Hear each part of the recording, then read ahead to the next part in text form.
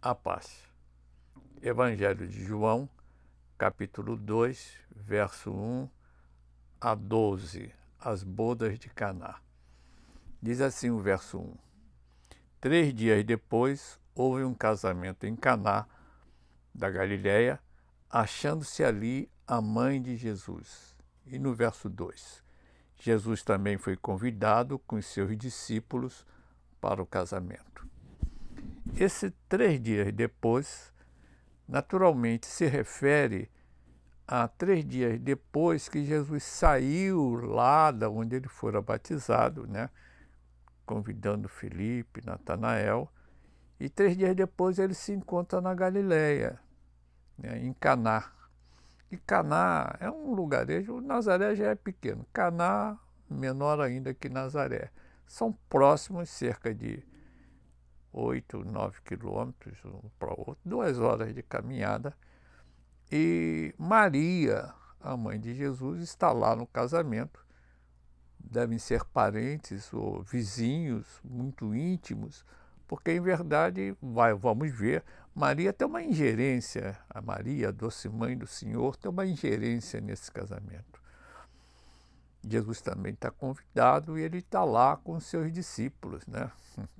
Pedro, Tiago, João, André, Filipe e Natanael, pelo menos estes.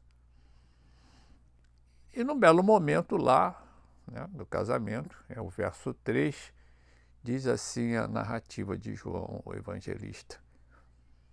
Tendo acabado o vinho, a mãe de Jesus lhe disse: eles não têm mais vinho. Viram como é que Maria tem ingerência, né? Ela viu que o vinho havia acabado e se dirige ao filho pedindo-lhe: eles não têm mais vinho. O que nos surpreende é a resposta do mestre, né? Porque Jesus vai dizer à sua mãe, no verso 4, mulher, que eu tenho contigo, ainda não chegou a minha hora. Veja, a resposta é uma negativa, para alguns até um pouco bruta, né? Mas não nos interessa o modo como Jesus respondeu, não é essa discussão que nos interessa. Até mesmo não nos interessa dizer, ele falar, ainda não chegou a minha hora. Né? É uma certa importância, porque o ministério dele já deveria ter sido iniciado. Né? E a mãe talvez quisesse que ele... Não, aí, essa questão, vamos sair fora dessa questão. O fato é a negativa. Jesus negou a sua própria mãe, né? Eu não tenho nada com isso. E acabou, o problema não é meu. Foi assim, seria assim. O que nos interessa é a atitude de Maria, porque no verso 5 diz assim: então ela falou aos serventes, fazei tudo o que ele vos disser. Isso é importante. Isso é importante porque acontece muito conosco. Às vezes dirigimos uma prece a Deus e a resposta ela é uma negativa, né? Até as coisas às vezes até pioram, né? A negação de Deus é aquilo que nós pedimos. Mas aí, como Maria, né, a doce mãe do Senhor, devemos guardar a fé, né, a confiança, né? Porque foi pedido. E nós vamos ver que Jesus, embora tenha negado, né, ele vai atender a própria mãe. O verso 6 é uma descrição do ambiente. Isso, então, permite que outra dedução, né, que João, o evangelista que está escrevendo essa história, ele estava presente. Né? Ele estava presente porque vai ser descrito assim, ó, no verso 6. Estavam ali 6 talhas de pedra que os judeus usavam para purificações, e cada uma delas levava 2 ou 3 metretas. 2 ou 3 metretas significam 100 litros. Né? Cada talha daquela pegava 100 litros. Né? E os judeus usavam aquelas talhas, né? aquelas potes, né? Para guardar água, com que eles faziam as suas abluções, eles se lavavam, né? E nesse tempo de pandemia, né, muito interessante para nós, esse hábito judaico, né, de lavar as mãos, ter sempre as mãos limpas, né, e não entra e sai da sua própria casa. Então, João, o evangelista, descreveu que estava ali aquela cestada. E Jesus, inopinadamente, já mal se esperava que ele tomasse qualquer atitude. No verso 7, João diz, Jesus diz aos criados, enchei de água as talhas, e eles as encheram totalmente. Olha a intervenção do mestre. Ele imediatamente manda que encha essas talhas. Eles enchem de água totalmente. E no verso 8, o mestre diz, tirai agora e levai, né, as talhas ao mestre Sala. E eles o fizeram. Então depois, veja que os criados obedeceram a Jesus. E eles obedeceram a Jesus porque Maria já havia orientado, né? Maria tinha uma ingerência na festa, né? Ela vê que faltava o vinho, ela vai pedir o vinho a Jesus, ela orienta os criados, faça o que ele vai dizer, e quando Jesus manda, os criados vão lá e fazem, né? Enche a água, leva para o mestre de cerimônias, o mestre Sala. Né? O mestre Sala era o mestre de cerimônia, era o cerimonialista, né? É que a gente chama hoje aquela pessoa que regula as cerimônias, né? No casamento cerimonialista. Quem não conhece a figura do cerimonialista hoje, né?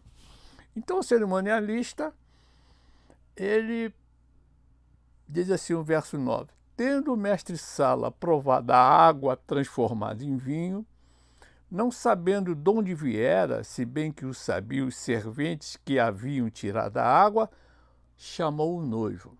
O mestre de cerimônia, o mestre Sala, provou o vinho, mas não sabia que aquele vinho tinha sido uma transformação da água. Então ele chama o noivo e repreende, né, de alguma forma, o noivo dizendo, olha, o verso 10, todos costumam pôr primeiro o bom vinho, e quando já beberam fartamente, serve o inferior.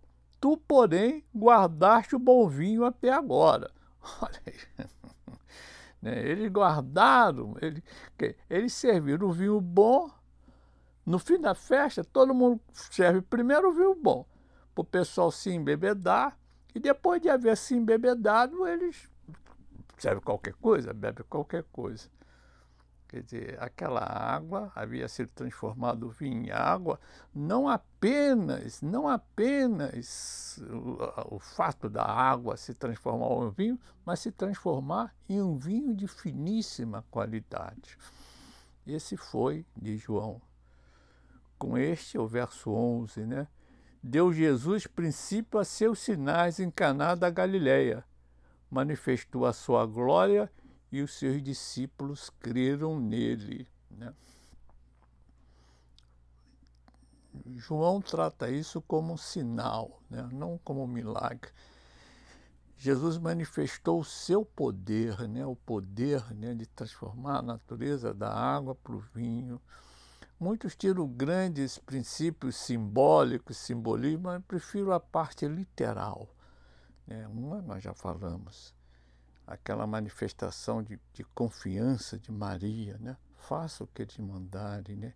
E há um outro detalhe aqui, esse milagre, né? Essa transformação que João diz que é um sinal, né?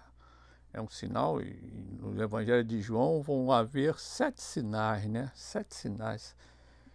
O último é aquele, são milagres, né? O último é a ressurreição de Lázaro. Mas veja, os criados, né? Ninguém sabia disso. Os discípulos haviam assistido, sabiam, né, que Jesus havia transformado a água em vinho e eles creram em Jesus. Diz ali, eles passaram, eles viram aquele poder do mestre, né? Mas os convidados, a turma não sabia nada. Quem é que vai transmitir esse fato? O vinho, esse vinho não era vinho, era água. Quem é que vai transmitir esse fato? São os criados, né? Acho isso aí tão magnífico, né? Mais uma vez, Deus manifesta essa tendência, né, de nosso Pai Celeste em fazer essas revelações pelas pessoas mais simples, né? Porque todos vão saber, né, daquele sinal, daquele milagre, daquela manifestação da glória de Deus, exatamente pelos criados, os escravos, as pessoas mais simples que estavam trabalhando ali.